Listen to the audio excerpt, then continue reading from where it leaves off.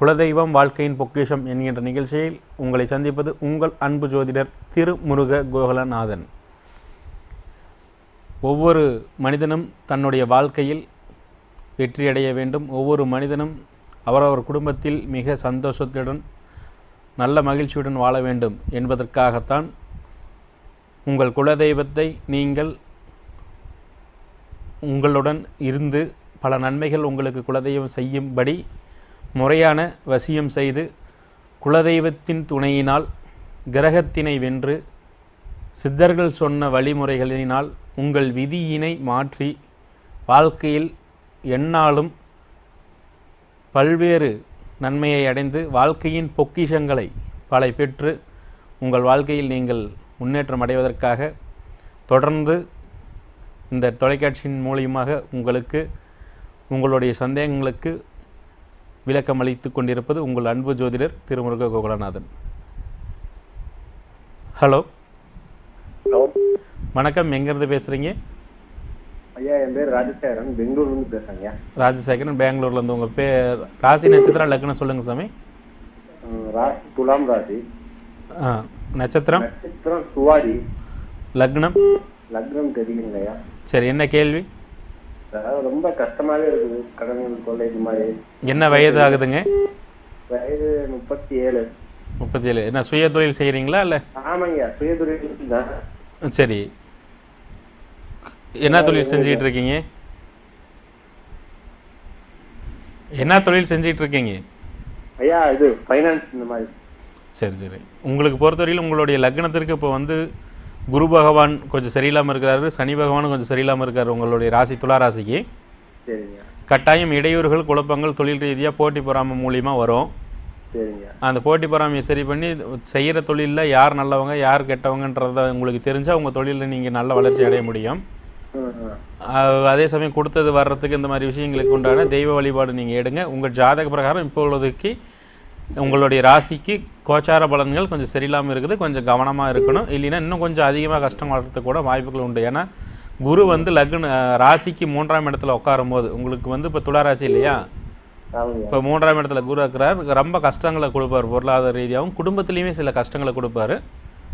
கொஞ்சம் கவனமாக இருங்க, நல்லது. இந்த நிகழ்ச்சி மூலியமாக உங்களுக்கு நாங்கள் சொல்லி கொண்டிருப்பது, ஒவ்வொரு மனிதனுக்கும் ஏதாவது ஒரு காலகட்டங்களில் ஏதாவது ஒரு சில நன்மை நடக்கும் அல்லது தீமைகள் நடக்கும். ஒவ்வொரு மனிதனுக்குமே எந்த விதத்திலும் எனக்கு எந்த பாதிப்பும் வராது என்று இங்கு யாராலும் சொல்ல முடியாது. அது ஏழையாக இருந்தாலும் சரி, பணக்காரராக இருந்தாலும் சரி, பாதிப்பு என்பது வரும் சமயத்தில் வந்தே தீரும். இதை தெரிந்து கொள்ளத்தான் உங்களுடைய பிறந்த ஜாதகம் மிக முக்கியத்துவமாக உதவுகின்றது. அதாவது உங்களுடைய வாழ்க்கையில் எந்த இடத்துல உங்களுக்கு பிரச்சனை வரும், குடும்பத்திலையா அல்லது திருமண வாழ்க்கையில் அல்லது தொழில் ஸ்தானத்தில் அல்லது பொருளாதார ரீதியாகவா, எந்த இடத்தில் உங்களுக்கு பாதிப்பு வரும், அந்த பாதிப்பு உங்களுக்கு எந்த மாதிரியான கஷ்டங்களை தரும் என்பதை முன்கூட்டியே தெரிந்து கொள்வதற்காகத்தான். எந்த பாதிப்பு நாளைக்கு ஒரு மனுஷனுக்கு வரப்போகுதுன்றதை முன்கூட்டியே தெரிஞ்சுக்கிறதுக்காக தான் நம்மளுடைய முன்னோர்களான சித்தர்களும் நம்மளுடைய ஞானிகளும் நமக்கு கொடுத்த ஒரு பெரிய பொக்கிஷம்தான் இந்த பிறந்த ஜாதகம்ன்றது. இந்த பிறந்த ஜாதகத்தை பார்த்து உங்களுடைய வாழ்க்கையில் வரக்கூடிய பாதிப்புகளை தெரிந்து அதற்கு தகுந்தாற்போல் உங்களை நீங்கள் மாற்றிக்கொண்டு அதற்கு உண்டான எந்தெந்த கிரகத்தின் மூலியமாக எந்தெந்த பாதிப்பு வர வேண்டும் என்று இருக்கின்றதோ அதற்கு உண்டான முறையான நிவர்த்திகளை நீங்கள் செய்து தெய்வ வழிபாடுகளை செய்யும் பொழுது உங்களுக்கு கட்டாயம் பல நன்மைகளை தெய்வம் தரும். இதற்கு உண்டான இடையூறுகள் என்ன, ஏன் பலர் பலவிதமான தெய்வங்களை வணங்கியும் பல நன்மைகள் நடக்கவில்லை என்பதற்குண்டான காரணத்தை இந்த நிகழ்ச்சியில் தொடர்ந்து பார்த்து கொண்டிருங்கள். உங்களுக்கு பல இடத்துல உங்களுக்கு தெளிவாக உங்களுக்கு புரியும்படி சொல்லிக்கிட்டு இருக்கிறோம், தொடர்ந்து பாருங்கள்.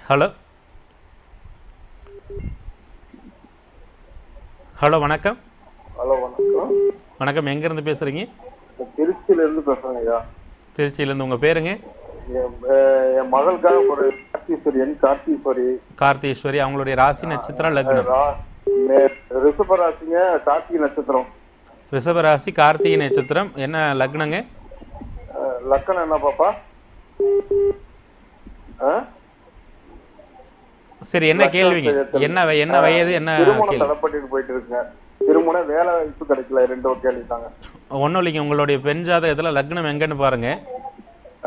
லக்னத்துக்கு 2ஆம் இடம் லானா அப்படின்னு போட்டுக்கிற இடத்துல இருந்து 2ஆம் இடத்துலையோ அல்லது 7ஆம் இடத்துலையோ கெட்ட கிரகன்னு சொல்லக்கூடிய சனி ராகு கேது அல்லது மாந்தி ஏதாவது இருக்கான்னு பாருங்க. அல்லது அந்த பாதிப்பு, அதாவது அந்த ராகு கேது இந்த மாதிரி பாதிப்பு இருந்தால் கட்டாயம் அந்த திருமண விஷயங்கள் தடைபட்டு தான் போகும். உங்க குடும்பத்தில் அதே மாதிரி அதாவது யாராவது இதுக்கு முன்னாடி உங்களுடைய, அதாவது நீங்க தானே அந்த பொண்ணுடைய அப்பா, உங்க வகையில உங்களுடைய அப்பாவோ தாத்தாவோ தாத்தா வர்க்கத்துல, அதாவது இந்த குடும்பத்துல பிதுர் சாபம்னு சொல்லுவோம் இல்லைங்களா, அந்த மாதிரி பிதுர் சாப குற்றம் ஏதாவது இருக்கான்னு பாருங்க.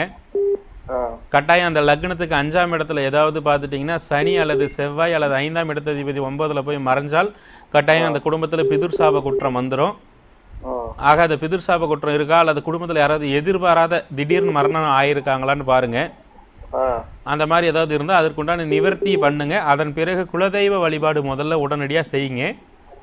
அதை நிவர்த்தி பண்ணிட்டு குலதெய்வ வழிபாடு செய்யுங்க. உடனடியாக திருமணம் கைகூடி வரும். நல்லது நல்லது நல்லது. ஒவ்வொருவருடைய வாழ்க்கையிலும் ஏதாவது ஒரு இடத்தில் பாதிப்பு வரும் அப்படின்றது கட்டாயம் எல்லாத்துக்குமே தெரிஞ்ச விஷயம்தான். சரி, இதிலிருந்து உங்களை நீங்கள் எப்படி காப்பாற்றிக்கணும் அப்படின்றது தான் இந்த நிகழ்ச்சியோட முக்கிய